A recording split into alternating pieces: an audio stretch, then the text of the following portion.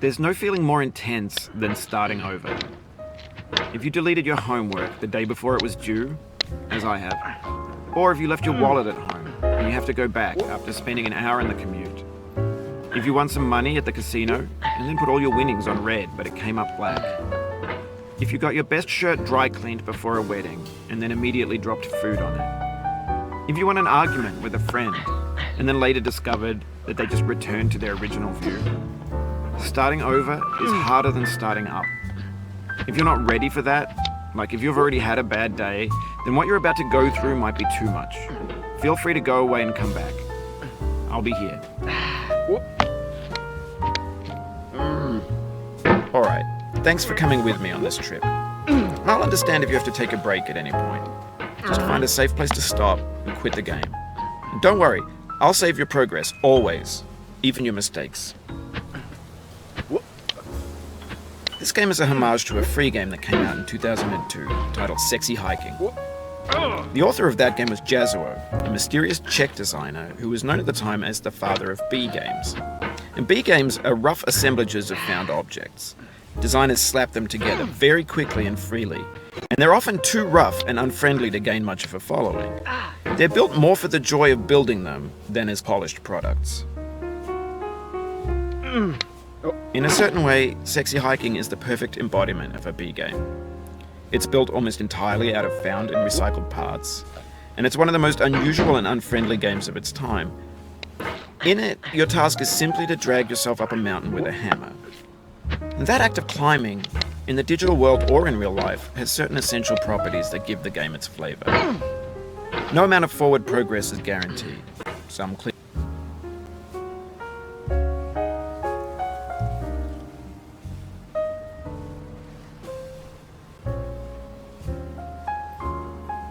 are too sheer or too slippery, and the player is constantly, unremittingly in danger of falling and losing everything. Anyway, when you start Sexy Hiking, you're standing next to this dead tree that blocks the way to the entire rest of the game. It might take you an hour to get over that tree, and a lot of people never got past it. You prod and you poke at it, exploring the limits of your reach and your strength, trying to find a way up and over. And there's a sense of truth in that lack of compromise. Most obstacles in video game worlds are fake. You can be completely confident in your ability to get through them once you have the correct method or the correct equipment or just by spending enough time. In that sense, every pixelated obstacle in Sexy Hiking is real.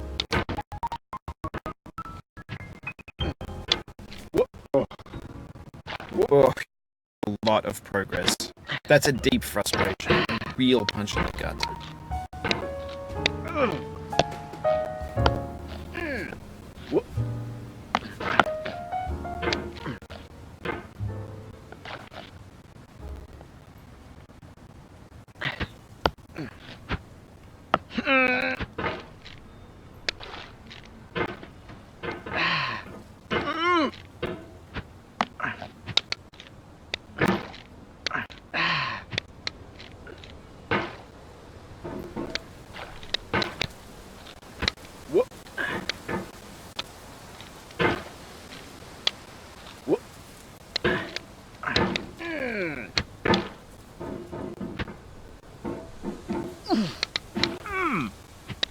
The obstacles in Sexy Hiking are unyielding, and that makes the game uniquely frustrating.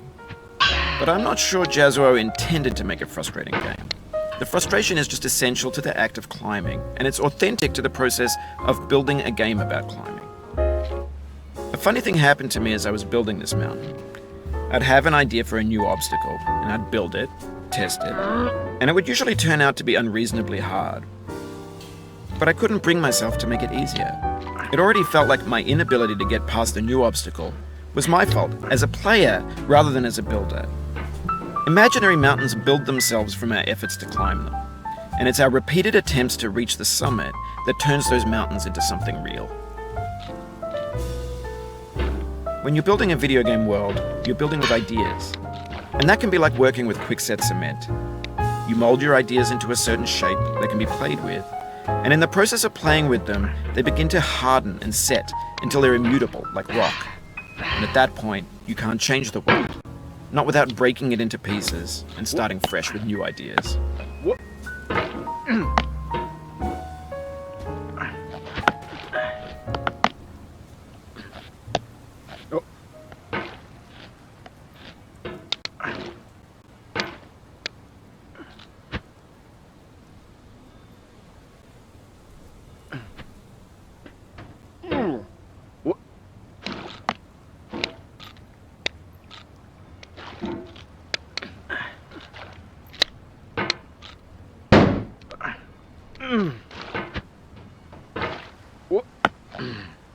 Oh no.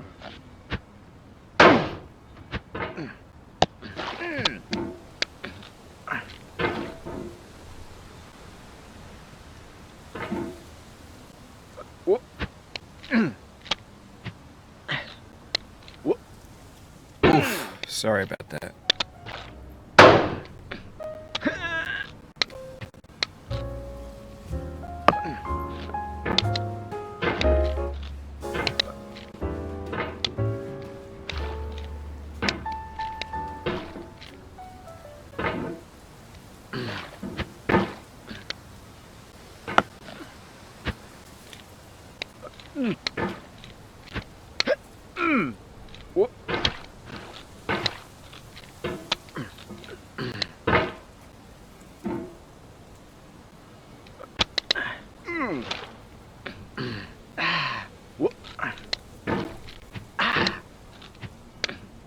No.